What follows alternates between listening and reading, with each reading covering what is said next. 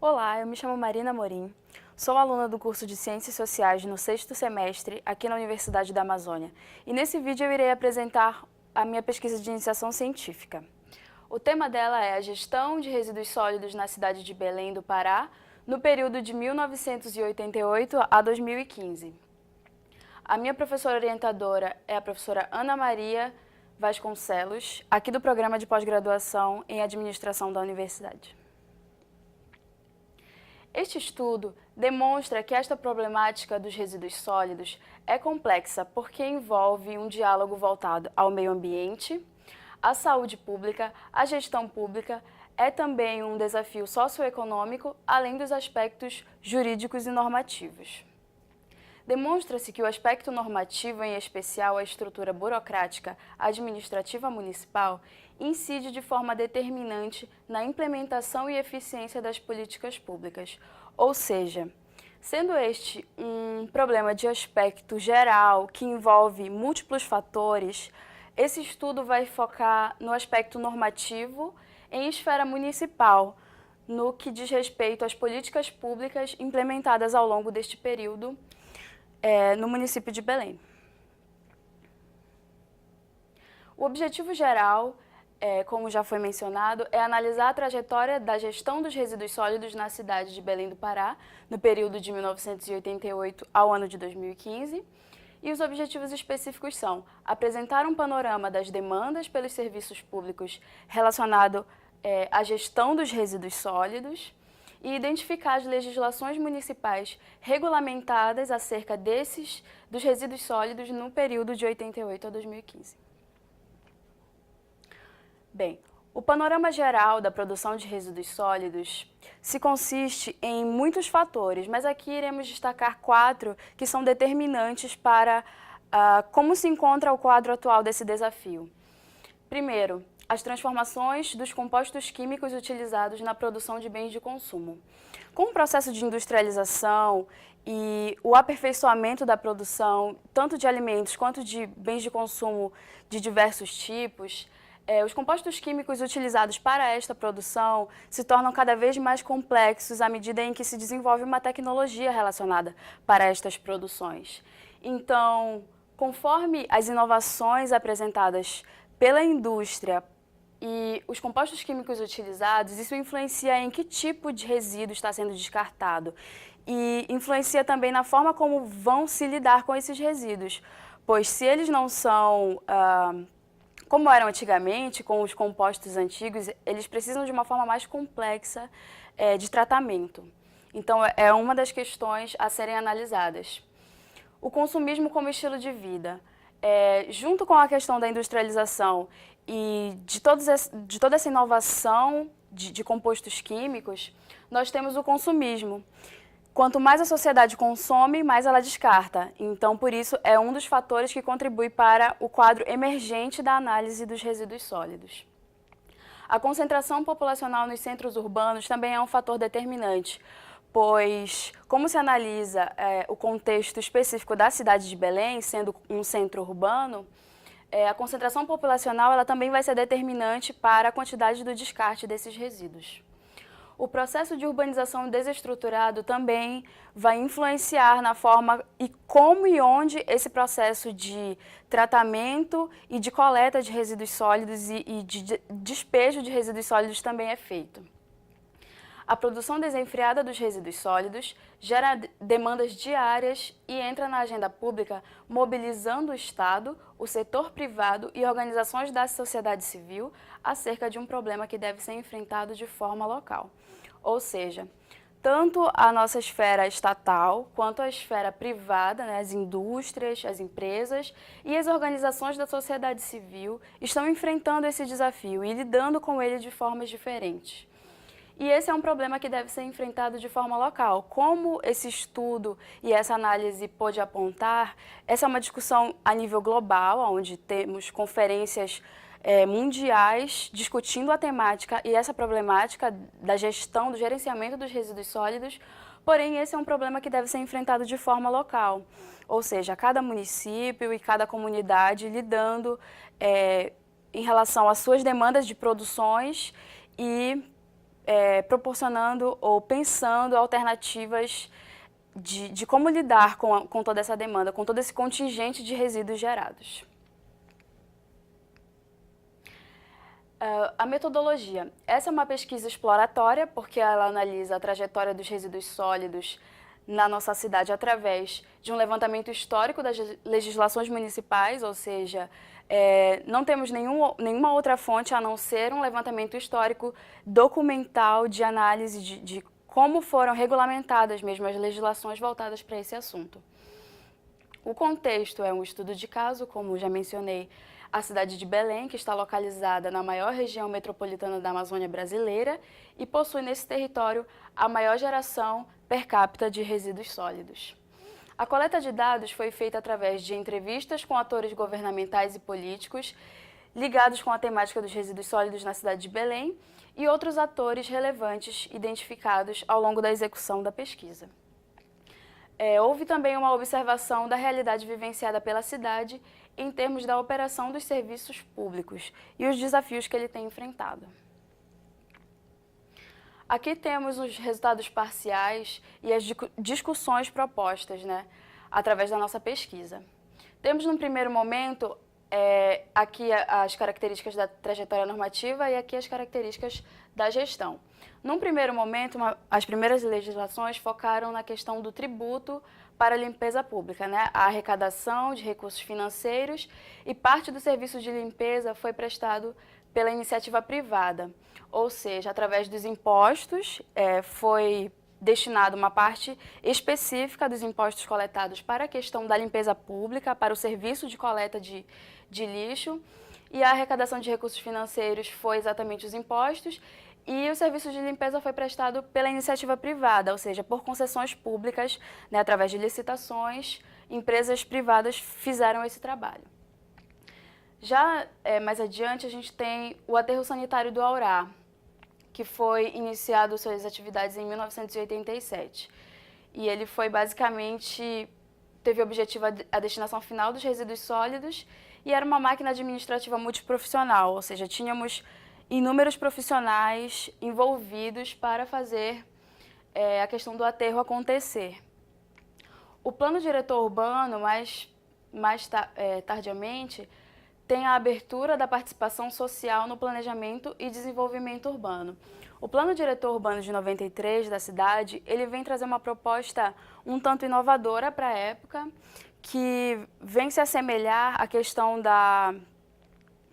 do Plano Nacional de Resíduos Sólidos, de Gerenciamento de Resíduos Sólidos, que é a Política Nacional dos Resíduos Sólidos, que só foi sancionada em 2010.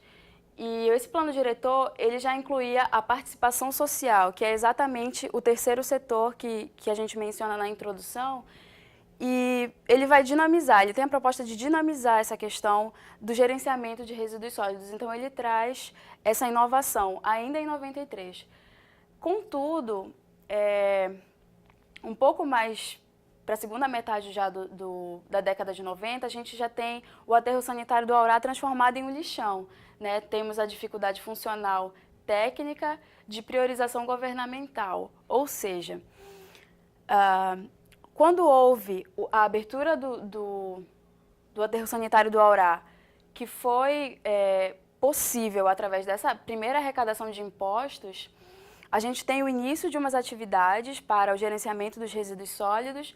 No entanto, 10 anos depois, praticamente, a gente tem já o aterro transformado apenas num depósito de lixo a céu aberto, não tendo dificuldade funcional e técnica de priorização governamental. E o que isso quer dizer? Quer dizer que o governo municipal ele já não assume uma proposta que ele tem de fazer um aterro sanitário e o plano diretor urbano trazer a participação da sociedade para esse gerenciamento dos resíduos. Aqui a gente vê que, infelizmente, não houve uma efetividade nesses serviços. Então, o aterro se torna um lixão. Mais adiante, a gente tem legislações que trazem a coleta seletiva dos resíduos sólidos em repartições públicas, com a abertura à participação dos catadores e das suas organizações, das suas cooperativas.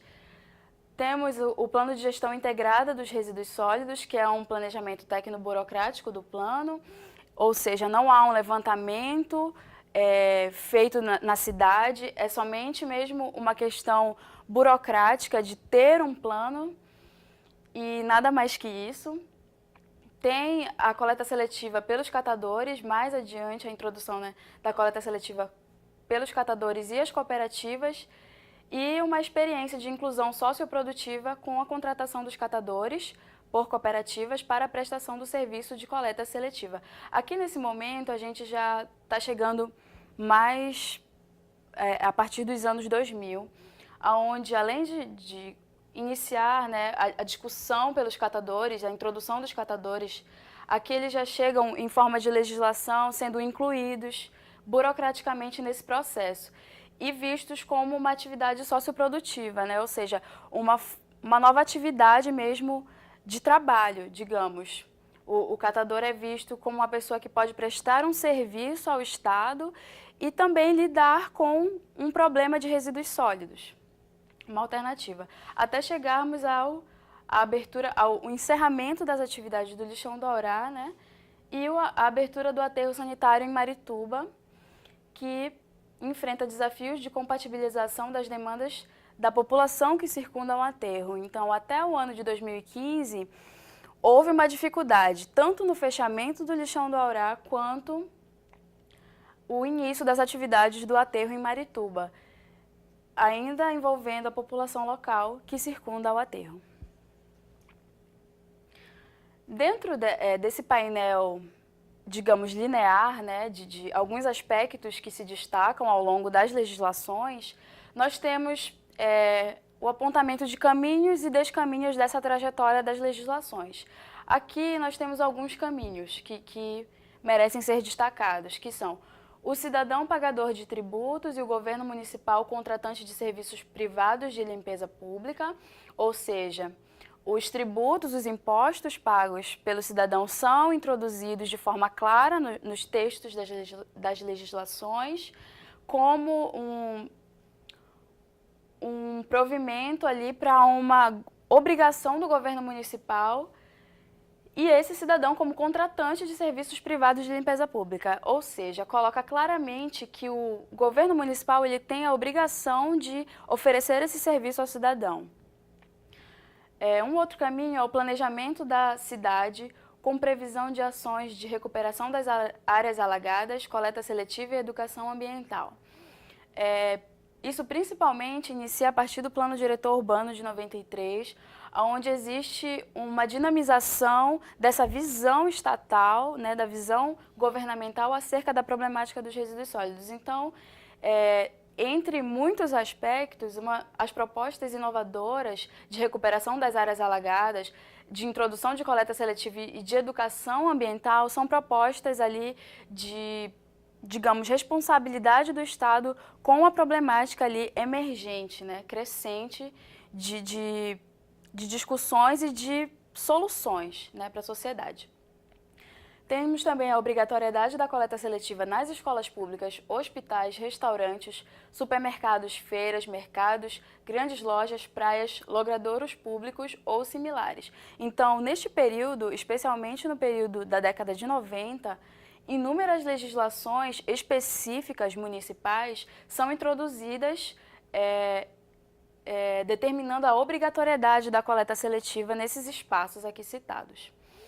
Houveram também projetos de educação ambiental em escolas e com menores carentes envolvidos na coleta do lixo, ou seja, a educação ambiental nas escolas para iniciar uma conscientização da sociedade a partir das crianças e os menores carentes envolvidos na coleta do lixo, ou seja, aquelas crianças filhas de catadores ou parentes ali de parentes que são catadores. Temos também a conscientização da sociedade civil, a participação responsável em relação ao destino dos resíduos sólidos. Isso já seria uma consequência tanto da educação ambiental quanto de legislações também que foram determinadas acerca dessa conscientização. Como a sociedade teria acesso a essa informação? Temos algumas legislações específicas que introduzem o elemento da possibilidade de a sociedade conhecer tanto o horário da coleta de lixo quanto o dia da coleta de lixo e, inclusive, verificar números de telefones para que pudesse ligar e pedir, por exemplo, que a prefeitura viesse recolher lixos como aqueles arbustos ou até mesmo a limpeza de quintais grandes ou de áreas verdes em áreas periféricas. Então, a sociedade ela teve um acesso maior, digamos, à participação. Ela teve um convite à participação desse gerenciamento. Temos também a determinação dos recolhimentos de determinados resíduos sólidos pelos comércios que os vendem para posterior recolhimento de fabricantes ou revendedores. Aqui entram questões de resíduos sólidos específicos, como, por exemplo, os de construção e os que são tóxicos, digamos, como pilhas e baterias. Então, os fabricantes e revendedores, comerciantes, né, destes tipos de produtos, eles receberam legislações específicas para como tratar esses resíduos. E o último, nós temos a distribuição do produto da coleta seletiva do lixo de repartições públicas para cooperativas de catadores de materiais recicláveis. Então, em última instância, junto com a Política Nacional dos Resíduos Sólidos e a última atualização do Plano Diretor Urbano, introduz a figura do catador como uma pessoa totalmente importante nessa situação do gerenciamento dos resíduos sólidos, especialmente pelo seu potencial aqui digamos, de atividade econômica, né? Através dos materiais recicláveis e através do reaproveitamento dos resíduos que são possíveis de se reaproveitar. Aí nós encontramos também os descaminhos dessa trajetória, né? A adoção de uma burocracia partidária e de interesses para a gestão públicas comprometeram o andamento do serviço público no longo prazo. Então, para exemplificar essa questão, nós temos, por exemplo, ao longo de 20 anos de análise de políticas relacionadas ao gerenciamento dos resíduos sólidos, temos que vários partidos estiveram administrando o município e vemos umas descontinuidades no sentido de eficácia dessas legislações. Então, temos inúmeras legislações acerca da coleta seletiva, acerca da educação ambiental, acerca de programas de conscientização para a informação da sociedade, acerca de fiscalizações, de disposições de resíduos sólidos. No entanto, todas essas legislações implementadas se diferem ao longo da gestão de cada partido, ao longo dessa trajetória das leis, o que comprometeu o andamento do serviço a longo prazo, isto é, nesses últimos 20 anos. Temos a descontinuidade dos serviços prestados pelos órgãos públicos com a transição dos governos, que complementa, né, o elemento A aqui. Então, com a transição partidária, cada partido traz a sua equipe, digamos, para lidar com a questão da gestão dos resíduos sólidos, e isso implicou no problema do andamento a longo prazo. Como assim? Cada partido, digamos, tinha suas prioridades em cada gestão, e essa descontinuidade dos serviços pode ser evidenciada, por exemplo, no tratamento do lixão do Aurá. Como a gente pode observar isso? Em 87 houve a abertura do lixão do Aurá, tínhamos um prefeito A e um partido A. Em 91 foi realizado um relatório de impacto ambiental que determinou a necessidade de o aterro sanitário passar por um processo de infraestrutura, ou seja, era necessário que ele tivesse alguns elementos ali técnicos para lidar com os resíduos sólidos. Alguns poucos anos depois do início da abertura, né, já se identificava que ele estava se tornando somente um depósito de lixo, sem tratamento adequado para esses resíduos. Em um outro momento, já em 93, com o Plano Diretor Urbano, a situação continuou a mesma. O aterro sanitário era somente um depósito de lixo. E já para a segunda metade da década de 90, nós temos as primeiras pesquisas realizadas por institutos como o IBGE que apontavam os lixões que estavam crescendo no país.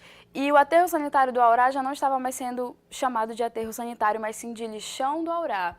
Então, essa descontinuidade, esse descompromisso com a primeira legislação que implementava a abertura do exercício ali das atividades do lixão, do aterro sanitário, em 91 com o relatório de impacto ambiental, com instruções para a prefeitura, em 93 o comprometimento do plano diretor urbano em fazer a infraestrutura do aterro e se adequar ao tratamento dos resíduos sólidos.